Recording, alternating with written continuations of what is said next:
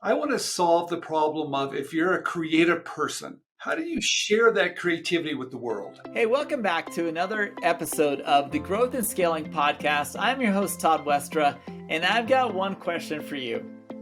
As a founder or as someone growing and developing a business, have you ever worried that someone's going to take your ideas and compete with you and become the bigger business? Well, I got news for you. Today, we are talking with someone whose whole entire job is to help people protect and monetize their intellectual property, their ideas, their concepts, and protect them from people doing just that. But what you're going to find in the interview is that it's more than just that. There's more to you and your business than just your intellectual property. And you're going to love this interview. This man has years of experience. He has trained some of the most influential people in the world, in my opinion.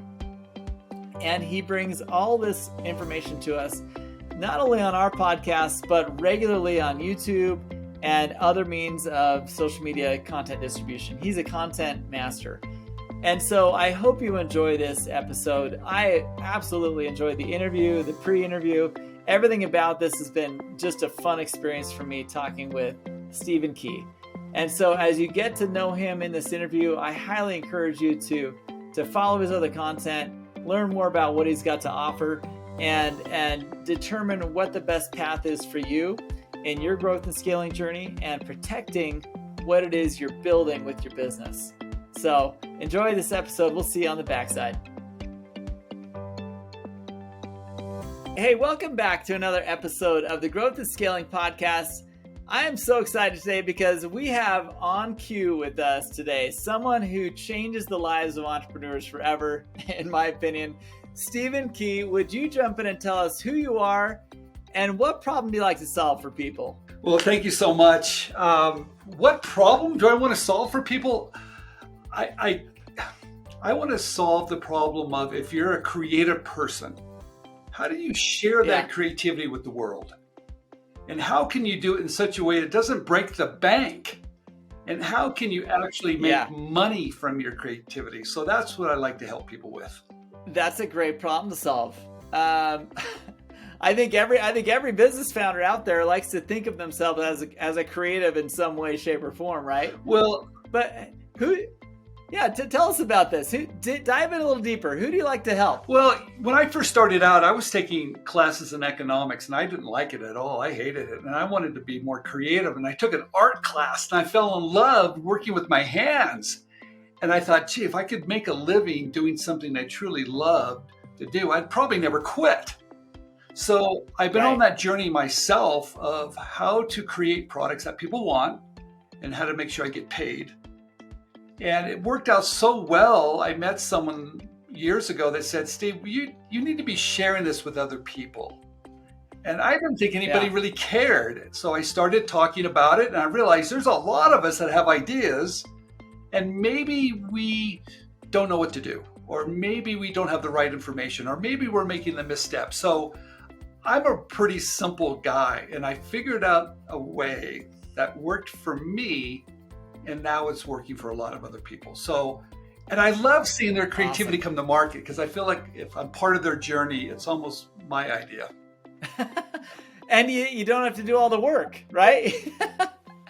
Well, you don't, but what I like to teach everybody is leveraging the power of big companies that are already in business. Yeah. Right? And they've done all the work. They have the distribution, they have the marketing, the fulfillment, they have everything. But the one thing they don't have is that great idea. I love it. So, and people ask me, Steve, I don't understand it.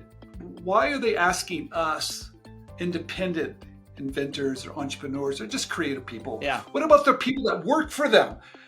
And I like to tell everybody, they have some great people working for them, but they're watching the clock. They want to go home at 5 o'clock. They're not going to do their best work. So that's why the doors have opened for people like us. It's called open innovation, and they're looking for ideas.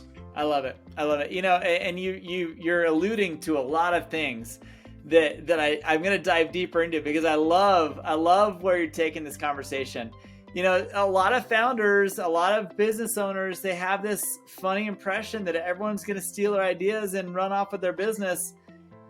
How true is that? And yet at the same time, why is protecting your intellectual property or protecting your inventions or your creativity so important for a business? Well, that's such a great question, because I think a lot of people are fearful. They think if I have an idea, someone's going to steal it. Yeah. And I don't know if I like the word steal it. The way I like to look at it is this.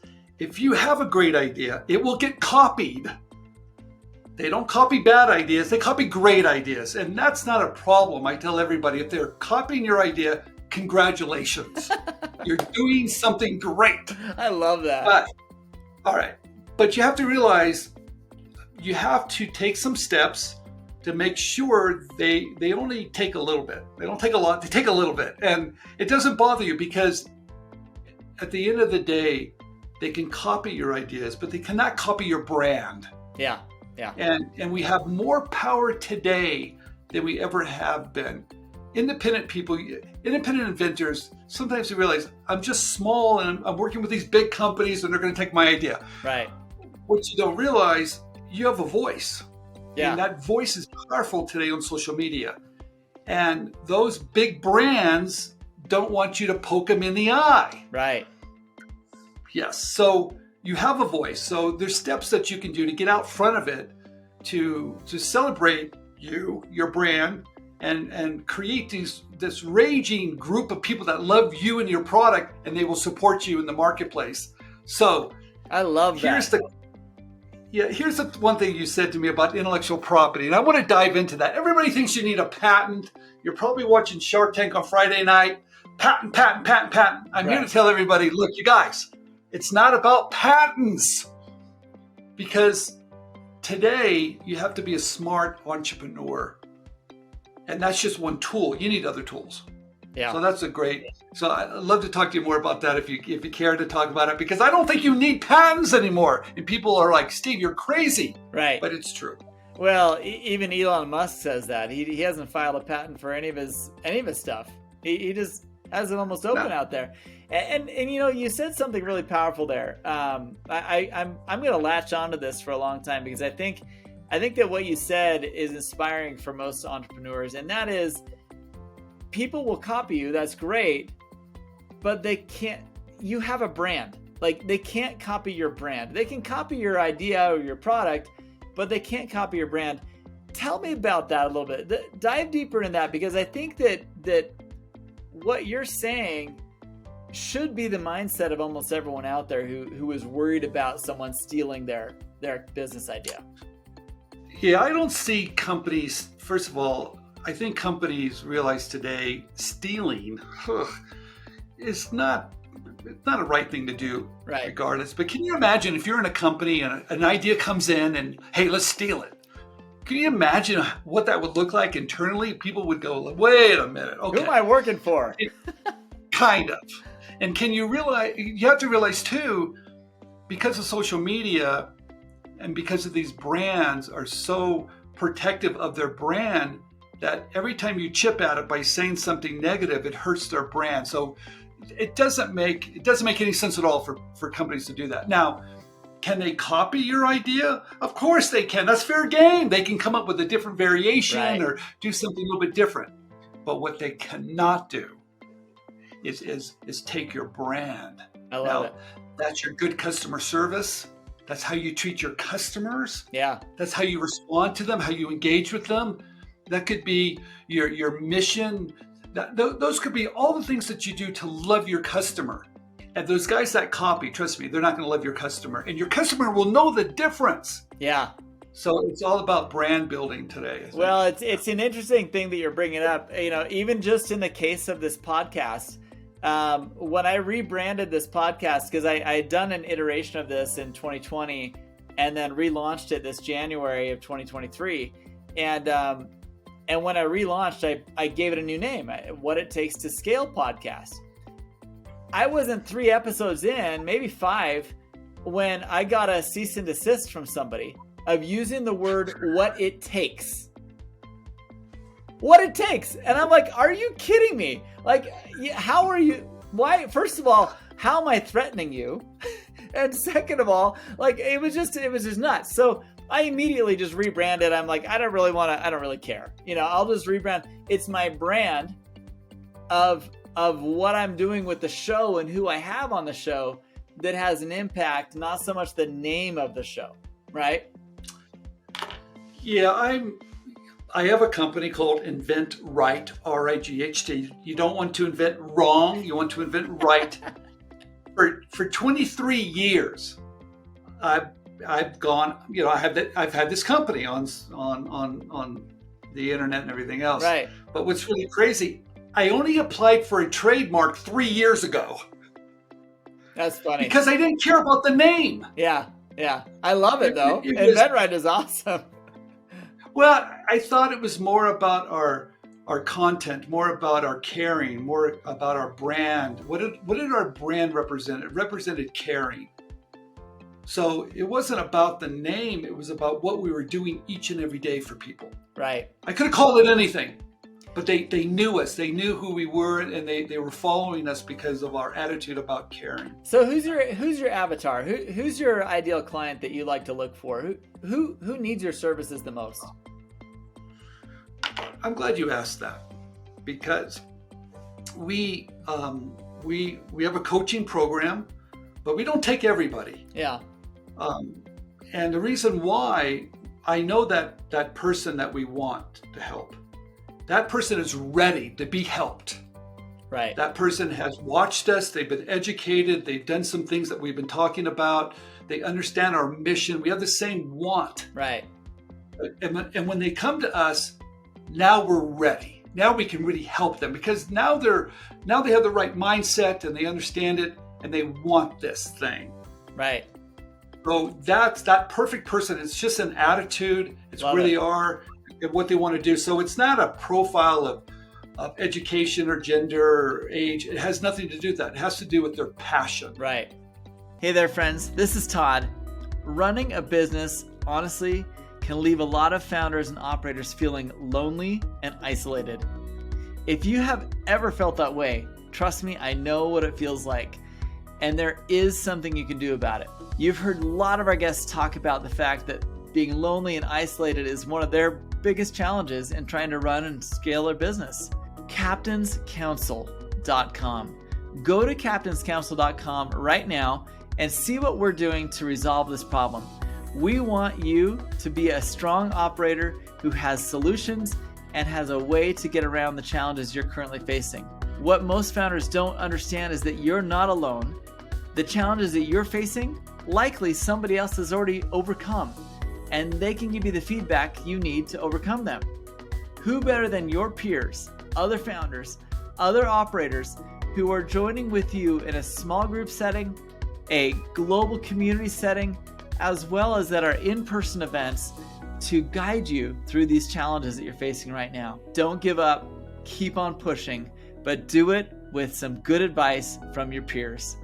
Go check it out at captainscouncil.com and let me know what you think about the offering. We can't wait to see you there.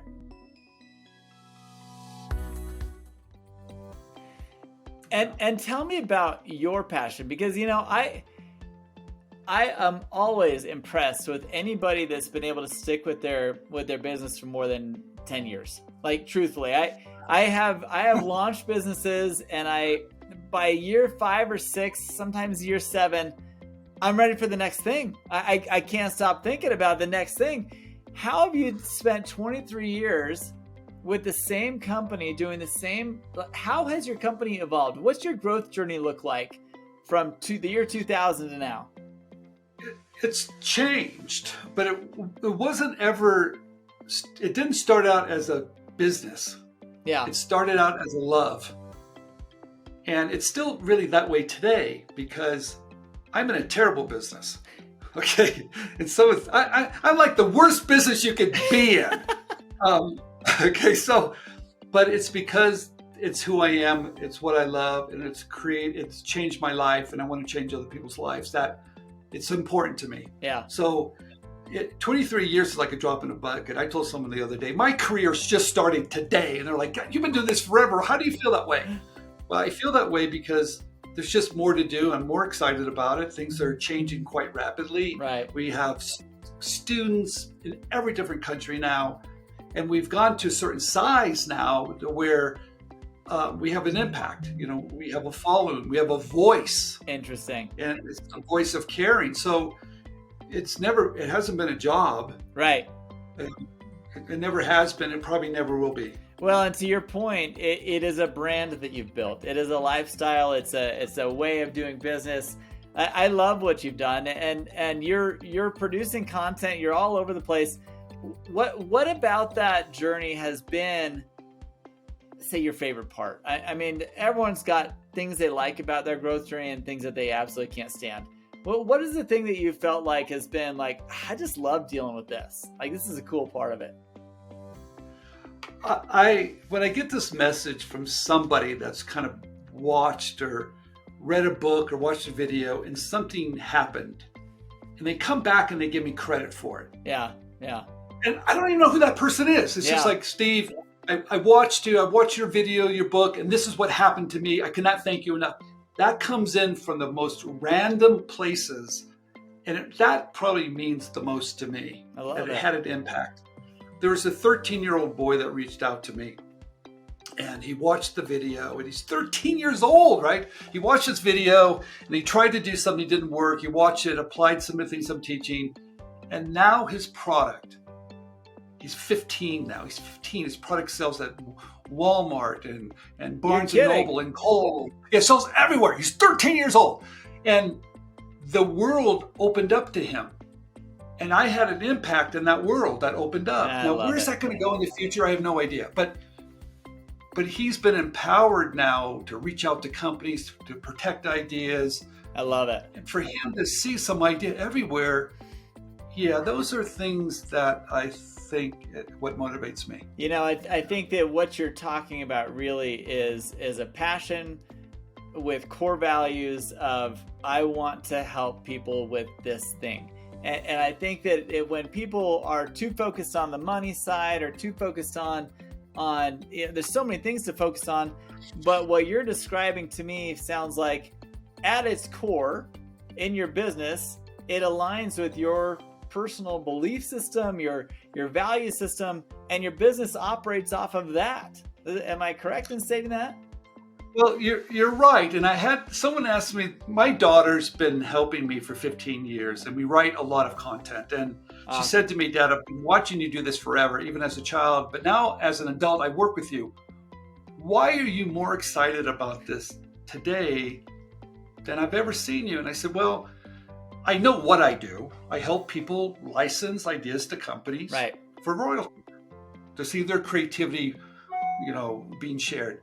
How do I do it? I do it with good coaching and a roadmap that worked for me. Right. And now it works for others. But why do I do it? And it's very simple. When I first started out as a young man, I didn't think I was capable to do anything. I failed in school. I've been failing my whole life. Everybody counted me out. Everybody thought I was the biggest loser on the planet. I found something that changed my life.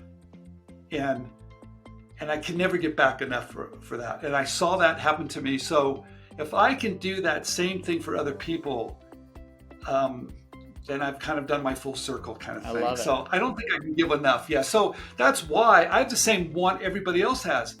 I'm not quite sure if I'm talented. I'm not quite sure if I'm good at anything, but I have something I want to give. I have something I want to share. And I love it. And when I saw that happening, when everybody counted me out. Yeah. So I don't count anybody out.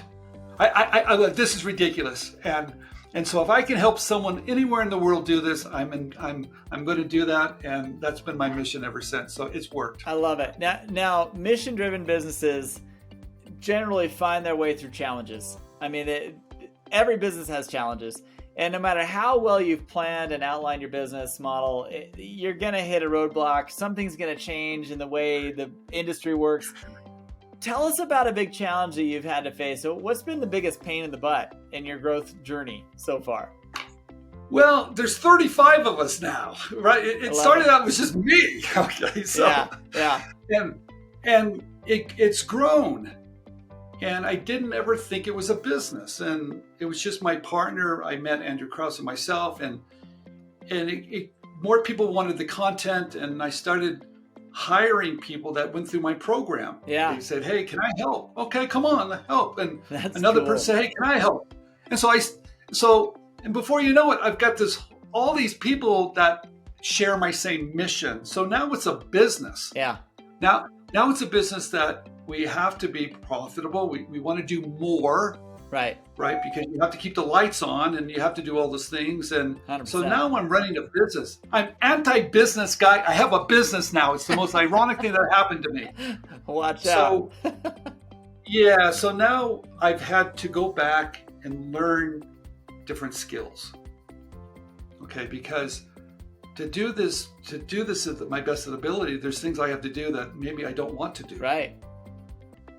So, but it's really exciting too, because I look at this as opportunity as just growing. So, I love it. Yeah, those are challenges. I had to jump in things and go, what do I know about sales? I don't know anything about sales. So I have to learn about sales. So I take these classes. I take classes in everything, and then hopefully I can help my team do a better job. So That's fascinating. I think everybody, you always have to keep on learning and be curious and realize to be current. Yeah. You have to keep on learning, be in the game, and be flexible to really be current to help people. I love it. It's funny that you say that. I am the oddball in both my family and my wife's family in the fact that I've never really had a job. I always have had my own businesses, right? And a lot of my brother-in-laws have, master's degrees or law degrees or what have you. And my father-in-law is a doctor, and I'm the one everybody looks at and says, "What is Todd doing next? Like, what is he doing?" And I'll tell you something. I've thought about this a lot because I've got 7 kids, and I have watched them. Some of them are adults now, and they've always been great in their studies. They do great in school, but I have my entire adult life, even though I did go to college and I graduated, I feel like I've done more study in learning about how to develop and grow the weak parts of my businesses through YouTube, through books, through whatever, attending conferences. My education has never stopped. And it sounds like you have been able to do the same thing, kind of overcoming your challenges through just continuous learning and educating using resources available to us, right? Yeah, and there's so much information out there, right? And it's you have to go out and just find it and listen and apply it. But I think what's really interesting, that my whole mission was not to work for anybody. Yeah. I wanted to work for myself. Yeah. And I wanted to be creative. And so I didn't like that work environment. I wasn't familiar with it. And I had one job my whole career, and I learned a lot, but I got out of there as fast as I could. Totally. But now I'm in that world. I'm in the world I ran from. That's okay, though, because the thing I've learned, and for those listening, you'll find this out. Most people, they're intrigued by entrepreneurialism, or they're intrigued by startup or business building, but they're too scared. Like, it's not for everybody.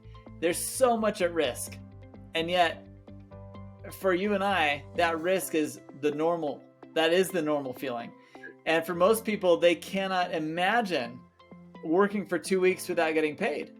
Like, it just doesn't work in their heads. Well, yeah, someone asked me, you haven't had very many jobs. I said, well, how do you define a job? And I only worked for one company, but every time I got paid, that was a job. I've had thousands of jobs. Totally. So. I totally see it the same way. That's so right. So, but I think what's interesting today is that the opportunity to be an entrepreneur has greatly changed. Yeah. Right? Because we have LinkedIn, where we can reach out to anybody and everybody today. We have ChatGPT, where it can help us do some researching. Right. We have the internet, where we could do some amazing work studying other things. We have 3D printing, which is amazing. We have all these platforms to talk to people. We have Zoom. We can pitch on Zoom. Right. It's never been, in my career doing this for a long, long time, I've never seen it with so many tools that we have. Yeah. But it does take but the one thing I've noticed, the one thing I'm a big believer in, going alone sometimes is difficult. Having a community, find it. Have people that you believe in you that are doing some of the same things. Find your community, find a mentor, find a coach, find someone that shares your vision a little bit. You can help. I was going to say, because more likely than not, even though you feel like you're this pioneer, there's somebody that's already done it, right? I don't think you have to walk this road alone. Totally agree. And I think it's almost better to walk it with some friends. Thank you. Thank you for saying that. Honestly, I think that for those listening, when you're on a growth and scaling journey, launching a business is always fun and exciting. You've got your best friends wrapped around you and you're trying to get this thing going. But once you've launched and you're really trying to take those next steps to have an impact, to grow and scale, to make it something bigger, you're foolish to think that you can do it on your own, all on your own. You can. And sometimes it works, but more often than not, you're going to learn a lot of mistakes by talking to someone that's been there. Just get to know some people, join a networking community, go to some trade shows and meet people doing what you do. And I think that's where you're going to find the best mentorship. My mentor I met in my early 20s changed my life. He was the only one that thought I wasn't crazy. And that was my early 20s. I still speak to him weekly. That's awesome. 40 years later. Who is it? Give us a shout out. I want to hear who this is. Well, I'm going to give a shout out to two people. Number one, Steve Askin. He was my mentor. He's a very good friend of mine. He's that person I think we all need to touch base with. Yeah. But his same vision of life is my vision. And he gave me some really important tools as a young man. Love it. Treat everybody as you want to be treated, treat everybody the same. And I cannot thank him enough for that. But I also want to give a shout out to Tim Ferriss. Yeah. Tim Ferriss wrote the 4-Hour Work Week. I coached him, but I ended up learning from him. I love it. Right. So yeah, it's kind of interesting how that happened. He was learning from me, but later I learned from him. So I do believe find those mentors, find those people, and learn as much as you can. You don't have to do this by yourself. Like my dad told me when I was a young man, whatever you want to do in life, find someone that's doing it, get as close as you can to that person, and grab all that information. Yeah. I love it. That is the lesson today. I think that of all that we've talked about is a lesson is learn from others. Don't think that you have to create the wheel every time, because other people have been down the path. And trust us when we tell you, don't be so overprotective about what you think is unique to you that you're not willing to share it around, because the people that want to be on the journey with you, they're gonna hear what you're saying and want to be on the journey with you. Otherwise, they don't really know what you're doing, right? Well, I think a lot of us have a hard time talking about why we want things or why we're doing things. And that's even for me, doing this for so long, I'm trying to identify the why. And if I find other people that have the same why and mission, then we come together and then we can do greater things. I love it. Steve, where are you most present online? Where can people follow you and learn more about what you're up to? Yeah, I think the best place is to go to our YouTube channel called Invent Right TV. And then, of course, I write for Forbes, Inc., and Entrepreneur on the journey of being an entrepreneur. So you can find me online there as well. Love it. Love it. We're going to put all of his contact info in the show notes, a link to your column and wherever you're posting. I think it's going to be fantastic. Listen, thank you so much for being here. And I know that those who are on this journey of growth and scaling, they're going to find a lot of value in what you've had to share with us today. So thanks for being here, Steve. Thank you so much, Todd. Hey, I hope that was a good episode for you. I loved it. I loved this man, like the energy that he brings, the personality that he has. And I learned a lot about the things that he has to teach all day long. Like, honestly, have you ever thought about the fact that most people, when they hear your concepts or ideas, even if they think it's a great one, they cannot compete with your brand, right? They may steal your ideas or borrow your ideas, but your brand is irreplaceable. What you bring to the market and the way that you bring trust to your potential buyers and your customers is completely unique to you. You could have 1,000 people selling the exact same product, but if you are the one that brought that value to somebody, they will connect with you and they will not even see the other 999. So, as you're building and growing your business, think about your brand. Does it align with you on a very natural way? And does it align with your potential buyers? If it does, don't worry so much about someone borrowing your ideas. Deliver it the way that you feel like you want it delivered, and people will always choose you over the other competitors based off of the way you communicate and interact with your clients. I loved this discussion today. As you grow and scale your business, you've got to be thinking about the positive impact you have on your potential clients and your clients, and the way that will always be unique to you. Thanks for being here. Please share this episode with someone that needs to hear it, and like, subscribe, do all the things that everyone else asks you to do. We do appreciate it. We love having subscribers, and we hope this content has brought value to you and your business. Thanks so much for being here on the Growth and Scaling Podcast.